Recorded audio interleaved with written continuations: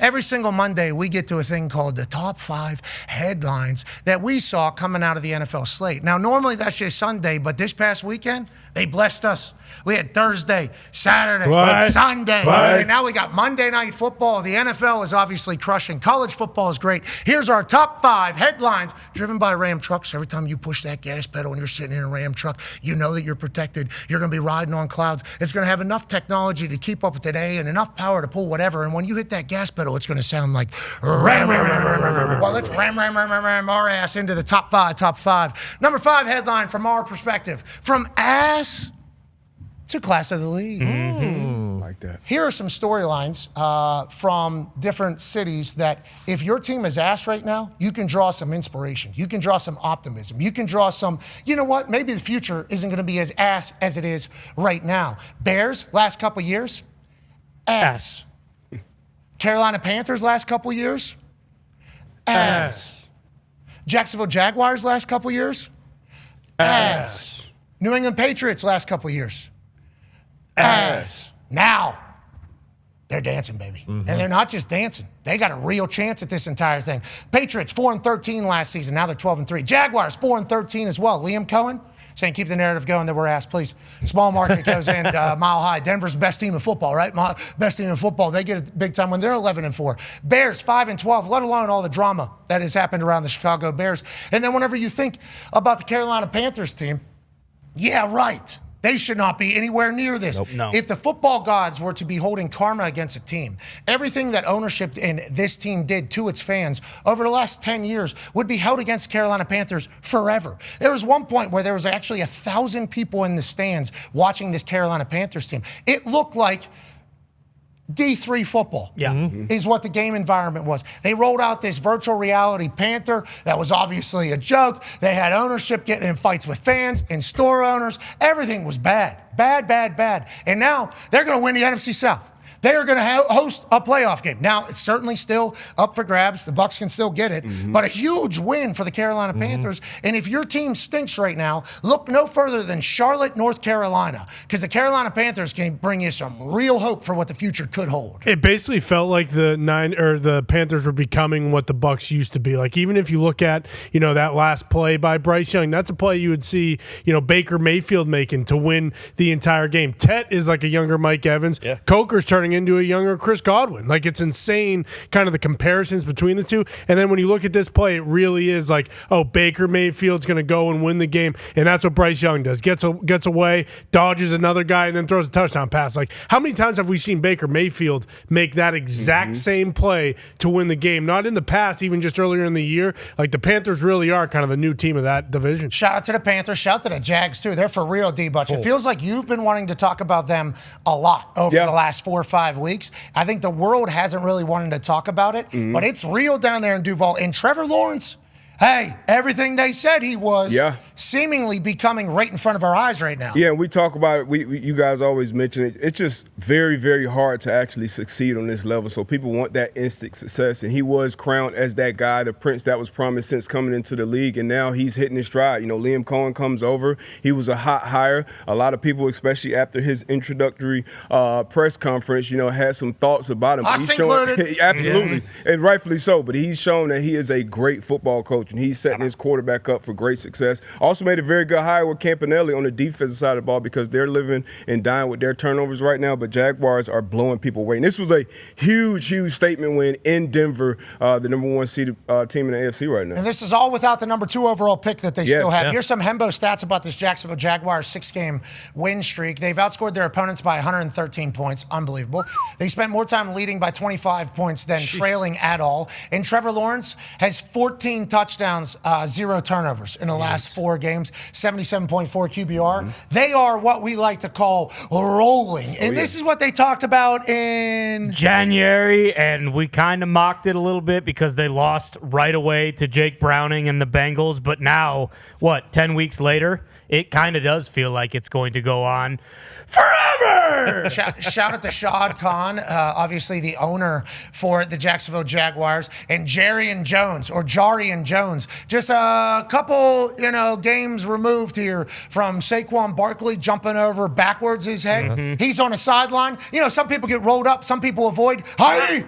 straight up and over. Wow. The athleticism, like a damn cat right there. I mean, that is spectacular. He'll go on and get a pick. Jacksonville Jaguars win. In the old days of Jacksonville Jaguars, he potentially tears ACL. Yeah, for sure. He potentially tears Achilles. He certainly is getting speared to the ground and maybe taken out a trainer. 9-year-old doctors. That is what Jacksonville Jaguars fans would probably expect in the past. Now you have a sick jump over. Guy looks bad that got off balance, and he looks like a stud. And then, he's going to carry it on for the rest of the game. D-Butt, seems like they're rolling down there in Duval. I don't like it at all. Not good for the AFC At all. South. Not good for the Indianapolis Colts. They got a quarterback who's young.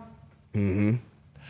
CJ's pretty young. Let's talk about a young quarterback that can still go. The Chicago Bears team. Hey, What a game. maybe whenever a coach is the belle of the ball, there's a reason. Yeah. And maybe a coach turns down multiple years worth of, I'm not going. I'm not going. It can maybe drive people to think, this drama, there's only 32 head coaching jobs in the NFL anyways. What can this guy really do? Good, better, best, never let rest till good is better and better is best. He comes in there and immediately changes the culture. At the beginning, allegedly a little bit rocky, Are him and Caleb going to be able to get along? Caleb wasn't even playing in preseason games, allegedly because he didn't really know the offense yet, and Ben Johnson didn't want to put him out there, which led us all to think, wait, Ben Johnson and Caleb Williams ever going to get along? We heard Ben Johnson's an absolute dog, and we hear Caleb Williams, obviously, a lot of moxie, a lot of swag, a lot of character. He has been very famous for a long time. Well, these two, they will. And he's about to break every quarterback record that the Chicago Bears have. Ben Johnson's got the entire culture ready to win the NFC North, and they pick up a massive overtime dub over the Green Bay Packers and make some huge plays in critical moments on both sides of the ball, including special teams, where they get an onside kick. Wow. Jeez. I don't know if I'm putting Guardian Cap guy out there. I don't know if I'm putting Guardian Cap out there as the hands guy. Best hands of the team. Not with a Guardian Cap. I think the hands thing, you have to have a certain level of fuck it to you. I think you have to have that. Now, I'm not saying Dobbs doesn't have that. Guardian Cap tells me he does have at least some reservations.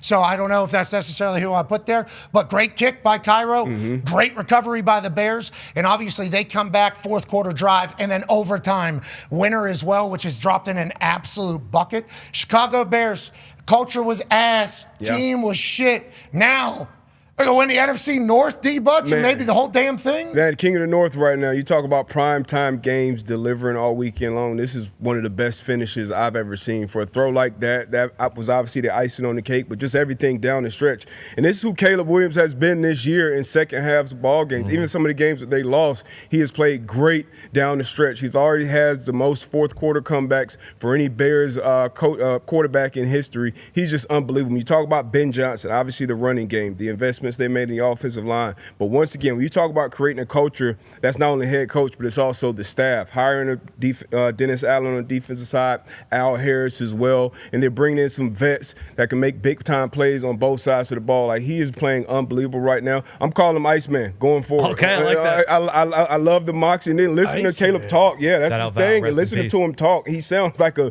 12-year vet anytime like he's in front of the camera, even after that type of moment. Like, it was all class talking about the Packers and the rivalry, and then showing up and doing some stuff in the community with the cheese grater hat. So I love everything that Caleb's doing, and obviously it starts with your head coach. Yeah, and even more so to the Iceman just being cool as shit. Throws that ball, hands immediately go into the into the thing. It's almost like a Steph Curry walk-off, which we saw from Drake May and the Patriots. It's like the Chicago Bears, the new kings of the North up there in the Bears world. Absolutely. Obviously, it was a midway miracle is how we framed it for the headline. Huge comeback late. Obviously, make plays whenever they need it. And the Green Bay Packers, more injuries here. Now, obviously, Jordan Love goes down with concussion. Malik Willis goes down. Feels like the last couple of weeks, the injury bug has hit you guys hard. What does the rest of the season look like for the Packers, Ty Schmidt? Well, luckily, because the Lions lost yesterday, the Packers just need to win one of their last two games. They have Baltimore on Saturday this week, and then they end the season with the Vikings. If they win one of those two games, they'll get in. And right now, I mean, good question, because it seems like concussions this year have been multi-week injuries, not usually just, hey, that guy got concussed on Saturday. And I mean, he took one on the button big time. So we'll see if he plays on Saturday, but it's looking like for all intents and purposes, if the Packers can win one game, they'll get in with the 7th seed, and then they'll probably end up having to go back to Chicago and play the Bears again in the first round. And then the Patriots, the 4th ass-to-class team. And obviously saying the Patriots and ass together is leaving out the dynasty that they had for 20-plus years. This was the next chapter. Okay, this is when we were supposed to be celebrating New England not having a good football team. This is when the rest of the fan bases around the NFL were supposed to point and laugh at the Revolution region. This is what life is like with a real football team. You're going to have to struggle. You're going to have to see the hard times. Now, when that parade comes back, you'll certainly enjoy it more, but this is what life is like. And then all of a sudden, Mike Vrabel's still available somehow. Yep. He loves the Patriots more than maybe anybody in the history. Okay, maybe he might love the Patriots. I mean, this just hit me as it was rolling out of my mouth. Top 5 for sure. Ugh. Behind me, but top 5. No, I'm talking player coach-wise, because there was a falling out, obviously, with a lot of different situations. Now, Tom, I think, he ends up at Tampa. Julian Edelman, I think, maybe. But like Jules, for sure. Jules loves, whatever the case. Vrabel, whenever he gives his Hall of Fame induction speech, while coaching for another team, is like, hey, this is the greatest place on earth. I've seen other buildings. I work at one right now. It is ass, okay, compared to what you have here. The fans, the setup, the ownership, everything. This is dream come true for football, basically. And he gets up there, once again, culture, and has the perfect quarterback for it. And then he gets stars to buy in. I mean, Stephon Diggs coaching on the sideline. Would we ever think that that's what we would be seeing this year from Stephon Diggs? I don't think so. So this Patriots team is unbelievable. Now, the other side, we'll certainly talk about it here in a little bit with Baltimore, but Drake May, what a perfect guy for New England. And your team goes from ass to class of the league. Life is much better on this side. Yeah, life's unbelievable. Not to mention, Mike Vrabel being a football savant. He also drafted 4, 5, maybe 6 Hall of Famers in this class that they just had. Hey. Kyle Williams, ridiculous touchdown catch down the sideline. He's a rookie. Craig Woodson, D-Bud actually texted me during the game. The rookie safety for New England, he's a Hall of Famer. Will Campbell, not even playing. Let's keep that in mind, too. Drake May throws for 380 yards, down by 11 in the fourth quarter, goes on an 89-yard drive to win the game at the end of the game without your starting left tackle. Starting right tackle missed about a quarter and a half. Starting running back, rookie Trevion Henderson, going to be a Hall of Famer. He also, concussion, leaves the game. I mean, there really isn't that much you can say about Drake May. He's the guy going forward. I think everybody knows, especially, when you watch him, he's only 23 years old. He looks like he's 43. He's 23. And then Stephon Diggs after the game saying, I'll tell you what, he prepares to play games like, and I don't want to say the guy's name, but he prepares like Tom Brady, okay? Diggs wasn't going to say it, but everyone knows where he was going. He was walking you down. He's the next Tom Brady path, but we don't have to say it. It's very obvious. I think it's hard to watch that game, especially after watching like a Caleb versus Packers game. You're like, yeah, Caleb's cool. Jaden Daniels is cool. All these young rookie quarterbacks are cool. Drake May is in a different tier. He's ridiculous. He's the MVP. MVP odds very high for Drake May. And once again, he's only in his second season. He's only in his Another second great hire, season. Josh McDaniel. Unbelievable. And he'll be there forever. He's already done the whole head coaching run around. Loves the area. DC, go ahead. Who wants to be a head coach? You want to come be the DC for a little bit? Bobby Spillane's there, okay? Mike Vrabel's calling plays. You're just hanging out for a little bit. Yeah, it's like the opposite of what the Chiefs had. Bingo. For a long time. Congrats, Patriots. And we can all, if our team becomes completely ass and a shite show, we can look to those 4 teams as like, hey, next season can be better. You need to make a lot of good hires. But next season can certainly be better. Let's go to number 4 headline coming out of the week. That's AFC North football, baby. Coach Mike, Tom win. And is it Harbover in Baltimore? Oh, no. It's getting loud. It's getting loud in Baltimore. Derrick Henry scores another touchdown and doesn't touch the ball. The hell are we doing? Has John Harbaugh lost his football sense? Has John Harbaugh lost the team? How come this team looks so different than in the years past? Is the message not getting home anymore? And how are they blowing leads like this all the damn time? Is it a culture issue? Is it a talent issue? Is it a team issue? Is it a stale issue? Is it Coach Harbaugh? Bover in Baltimore, D-Buzz? I'm not going to call for his job. He's still a great football coach in my mind. But Baltimore Ravens fans, they are loud and have been loud, because when you talk about both of these franchises that we just had up on the screen, the Ravens and the Steelers, those are championship caliber franchises. And coming into this season, I think the Ravens were, either the 1 or 2 the Super Bowl favorite to win it. So to be looking at a place where you're almost not going to make the playoffs, obviously you have injuries at your quarterback, but just critical fumbles. Once again, Zay Flowers, South Florida guy, I love him. You can't fumble the ball in a big moment like that again. Derrick Henry didn't touch the ball for the last 12 minutes, I think, with the backup quarterback in the game. That's insane, but he had another big fumble in this game as well. These are obviously a great play, chase it down and punching it out, but you can't have that in this game, and this is what you've seen over and over again with the Ravens. You talked about blowing fourth quarter leads. They talked about it on telecast last night. I think it was 12 games at that point with 7+ lead in the fourth quarter, and you lost them. Like, that's historically bad, so something's got to change. That bums out Butter and the boys over there. Yeah. I mean, you have the lead and then you lose it. And this team was supposed to go to the Super Bowl. A lot of people thought. Yeah. I was excited to watch the Ravens. Continue to be excited to watch the Ravens. Anytime I see their name on the screen, like, hey, we got a Ravens game, sick. I'm going to be able to see Lamar Jackson play football. I'm pumped about that. It started great, too. They're making them. They look really good. Zay a couple times, Derek running it, Lamar moving, spinning it. Yeah, defense doing their thing. It's like, all right, this is what we've been waiting for. This is what everybody's been waiting for. Then he just blew it at the end again. And Lamar doesn't, he had his ankle taped. I saw that. Okay, so I don't know if we all knew, but I certainly didn't remember an ankle being a thing. But him coming onto the field with his ankle, and then he had the hamstring this year, then he was sick. It was like, it feels like we haven't seen the electrifying Lamar Jackson all year either that we've seen. Through the air, he can certainly spin it, but whenever he was running, it just looked different this year, the entire year. Is it because of injuries? What does next year look like? I mean, there's a lot of convos about that. And then the AFC North, there's one thing that's going to be as steady as death and taxes, brother, and that's Mike Tomlin is going to Tom win. 19 consecutive non-losing seasons. That's 500 or better as a coach. Tom Landry had 20 winning seasons. He had one 500 season, 8-8 or whatever. Bill Belichick obviously did what he did with New England for so long. And Tomlin has 18 winning seasons with one 8-8 season. And then they have 22 in total as a team. Hey, we're used to winning football around here. Now, Tom Wynn gets a big one in Detroit. Steelers fans ecstatic, right? We're ready to go? More than ecstatic, Pat. Like, more than ecstatic. Like, because, they won in Steelers fashion, it having to come down to the last play and the last drive and blowing a fourth quarter lead. That is how the Steelers do it. But the rest of the game was not in Steelers fashion. They had almost 500 yards of total offense, 230 on the ground. Aaron was unbelievable. They only gave up 15 rushing yards to Sonic and Knuckles. I don't want to say their other nickname. 15 rushing yards. Oh, they're saying ass and cheeks. I think they are.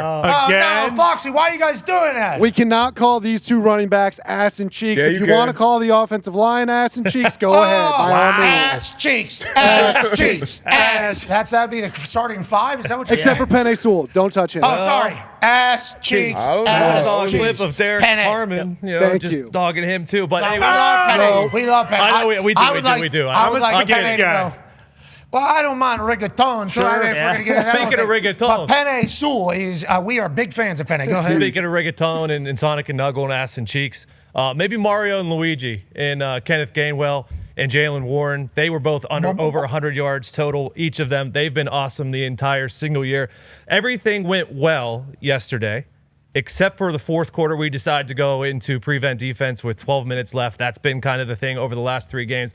Last year, though, the Steelers went into the playoffs losing 4 straight. They've won 3 straight this year, so the momentum. That's a running back. Yes, it is. It is a running back. He has 5 games this year, over 100 total scrimmage yards. He has one before this season. So Ken Gainwell has been unbelievable this year. Everything was awesome yesterday. Tomlin, last 2 weeks, 5 of 5 on fourth down. They only have 11 fourth down conversions on the entire year, 5 in the last 2 weeks. So he's coaching a little differently, a little more aggressively. Everything was great yesterday. Everyone feels really, really good about the Steelers right now, where they are, especially with the playoff picture. Can we win it all? Yes, I think we. TJ still not playing. 2 wins without TJ Watt. That's huge. That's very abnormal. This was without TJ, without Nick Herbig. Eccles, the slot guy, got hurt earlier in the game. Yes, there's some injuries going on. Hopefully, our NFC brethren, the Packers, take care of business on Saturday night, or we can win on Sunday against the Browns and get in potentially. See what the situation is week 18. But yes, I think because like with the AFC. There are really, really good teams. Like we talked about the Jags and the Patriots and the Broncos and the Chargers and the Bills. Like, those are all really, really good teams. But I don't know if there's like that team where you're like, oh, that's a definite loss. Like, I think any of these teams in the AFC, no matter who's playing who, like, feels like they have a chance this year. I think so too. Patriots are my only difference, just strictly because I see Vrabe's trying to get cauliflower here. Oh, yeah. With the left side of his headset. Do you see that? He's got that thing trapped down the top of his thing. Needs some pain. Yeah, he might. Yeah, that legitimately might be what he's doing. Because every time I see him, like the guy, he's got to feel that. Yeah, I mean, on your ears. Doesn't he coach with tacks in his shoes? So I didn't think about that. Probably. I mean, there's a chance he's chewing on actual rocks over there too, just keep his edge. So I think about the Patriots. I'm like, I think the Patriots are going to win most games that they play. I think Josh Allen, tough to pick against Josh Allen, but I think Aaron Rodgers, Tomlin, everybody on that squad, especially if TJ's able to get back, which we're not saying he's going to. I don't think anybody really knows what's going to happen in that entire situation. We're hoping for it. It's like Steelers fans, I think rightfully so, thinking they can win it all. Now, if they don't, quarterback, not probably, unless Aaron, maybe he's playing right now. He is playing right now. David Adam Thielen. Yeah, Thielen's doing it. Scooty. Scott Miller got a ball the other day. I mean, now we got to talk about, obviously, the incident that took place with the blue hair in the stands. DK Metcalf grabs shirt of fan from Detroit in second quarter, and then side angle shows shove shirt, but certainly in a very aggressive manner. Blue hair guy celebrates immediately upon it happening because he knows everything that he was hoping to accomplish certainly gets accomplished. There was certainly some physicality there from DK to Old Buddy. Now, Old Buddy told the Detroit Free Press that he called DK by his full name or something along those lines. Now, DK's actual name on X is his full name, and then there was other reporters that have said, like, hey, I did a story on his name. There seemingly not would get him this fired up to do this. Then DK reached out to Ocho, and on Nightcap, Ocho said that he said the N-word, I believe, and said something about his mother. Obviously, the Pittsburgh Steelers have not said anything yet. I think they are probably waiting. We have not talked to the Pittsburgh Steelers, but we are assuming the Pittsburgh Steelers are going to wait for the NFL to say something first, and then the Pittsburgh Steelers will kind of just follow suit in the entirety. We assume that there's mics on DK, because he's $30 million a year guy. DK Metcalf, Steelers on his hopeful Super Bowl push. Aaron Rodgers' potential last season.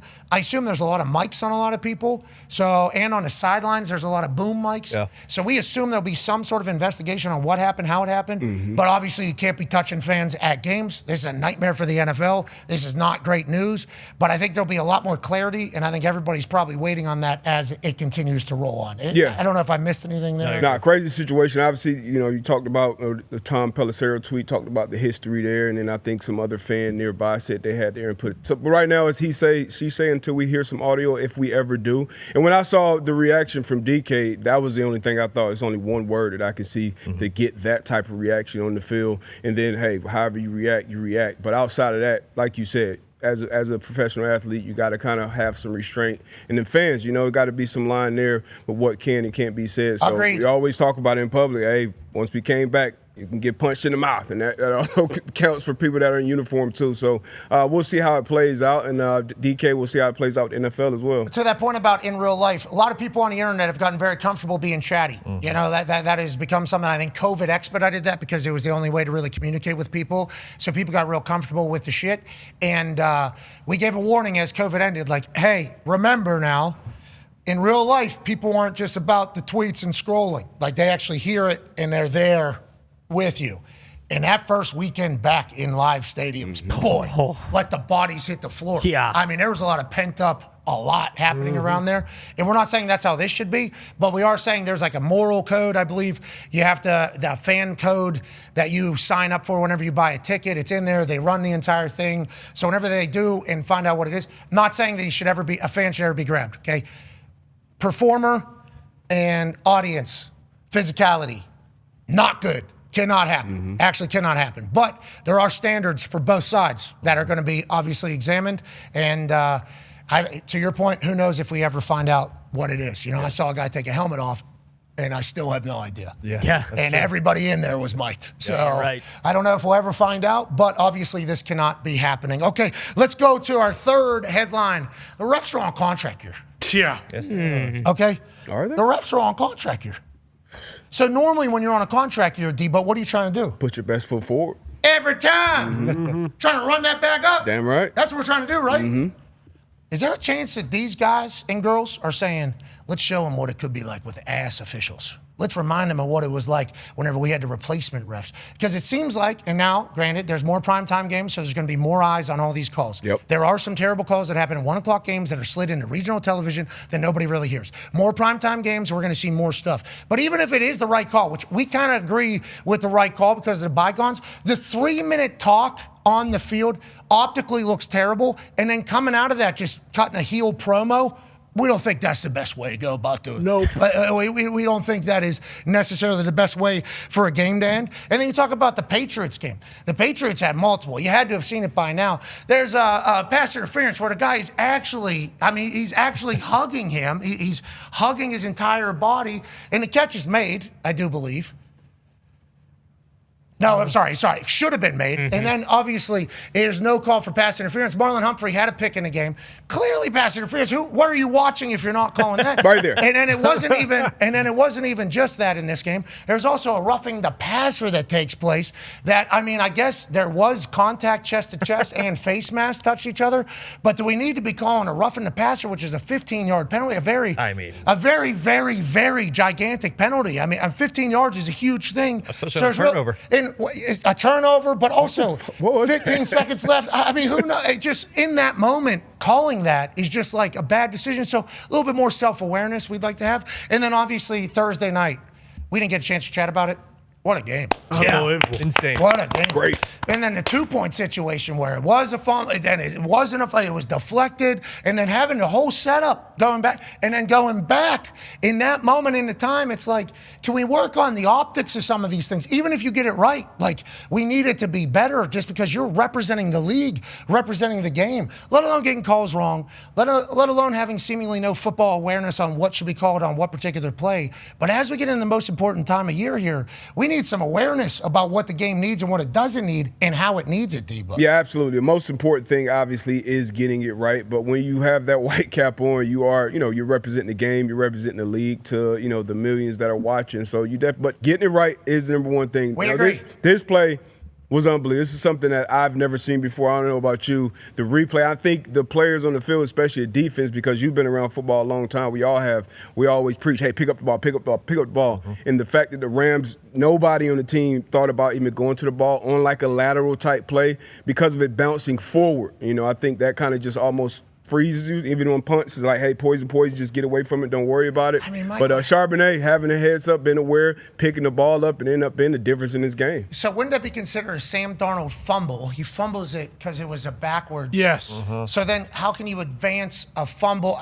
There are so many intricacies, which once again, ref, these are, this is roll almost, as opposed to saying, touchdown, yeah, right, we're joking. Like, if you are representing the game, we think that needs to be talked about in the contract here with the refs as well. Yeah, and that makes no sense. But this play right here is gonna decide the 1 seed in the NFC. Like, we're talking about the playoffs, a bye, the most important thing some of these teams need, especially in an 18-week, 17-game season. Like, that bye week for the playoffs is massive, and this is the play that's gonna most likely define who is the 1 seed in the NFC. Primetime games, a lot of eyes, a lot of important outcomes. Good luck to the refs. You're on a contract here. Remember, we need your best shit. And also, the guy, the Big 12 crew that refed the Texas A&M Miami game, let's get them in the NFL. I don't know how we fast pass. So let's get them up there. They seemingly understand ball, all of them. They have like a good feel for it. A&M fans might not agree. Why? They didn't like the flag not being thrown, the Torrey hit. On, the helmet. Yeah, when he knocked himself out. Would it have mattered? Would they have changed play call? Well, they would have had a fresh set of downs up there. Yeah, and they probably would have ran it. That's a big boo. Whatever the case. For sure. Certainly helmet to helmet, though. Certainly helmet. Let's get to the number 2 headline coming out of the weekend. Philly flies over Fuss to back-to-back NFC titles. First time in 21 years somebody has won the NFC East back-to-back times. Wow. It is the Super Bowl champs. And when you talk about flying over Fuss, it's every day. Yeah. It's every day with this team, seemingly. And Nick Sirianni and the boys somehow remain focused. I love the fact that Cooper DeJean is dropping the 5-knuckle shuffle, especially with everything that was going on in his potential rumored life. And then Jalen Hurts playing ball, Saquon Barkley doing his thing. The Commanders, obviously, interesting spot. But whenever you talk about going back-to-back in a division that hasn't had back-to-back, you have to respect it. A lot of primetime games, obviously very similar style of football year in, year out. Eagles able to get it done. Do we think they can win a Super Bowl again and go back-to-back, not only NFC East, but also Super Bowl? I'm a little biased here. I think so. I think you have a quarterback, you have a coach, a coaching staff, a defense. You have guys pretty much who have done it already. So I think they're battle-tested. This was a battle, too. This was a cagey affair against a 4-win Washington Commanders team, and they found a way to get it done. They'll have to find that running game back, and I think when Lane Johnson gets back in there, it'll be a completely different run game. And Jalen Hurts has been looking better down the stretch. It was against, the Raiders and the Commanders now. You'll obviously be facing some good ball clubs down the stretch, but I think they have what it takes in the building to get it done in the playoffs. Devontae Smith blocking down the field here to free him. I mean, that's buy-in, that's commitment. Good for them in their biggest ball. And then the number one headline coming out of the weekend that was for the NFL, Merry Clinchmas. Hey, 7 teams had punched their ticket to the playoffs. Yeah. 5 in the NFC, 2 in the AFC. There's obviously a couple teams lurking. Congrats to the Seattle Seahawks, the Chicago Bears, Philadelphia Eagles, the Los Angeles Rams, and the San Francisco 49ers who are playing tonight. Congrats to them. Yep. Congrats. Congrats to the Broncos and to the Patriots. Way to go. Way to go. Thanks, guys. Thank you. The seeds that would be there would be where they would be sitting, but obviously the seeds can all change, and the top 4 seeds go to division champs. So, that's just kind of where they're sitting at. Green Bay Packers, Detroit Lions, Carolina Panthers, and Tampa Bay Buccaneers can obviously still make it. Carolina Panthers, Tampa Bay Buccaneers, who's going to win the NFC South? Then in the NFC North, who else is going to get in? Then the AFC, I think it's kind of figured out who's going to be there. Con Man has an entire breakdown that he's going to do later. What? Yeah. Okay. But there's still some teams lurking, like the Indianapolis Colts, who would do a huge thing for their chances if they were to win tonight.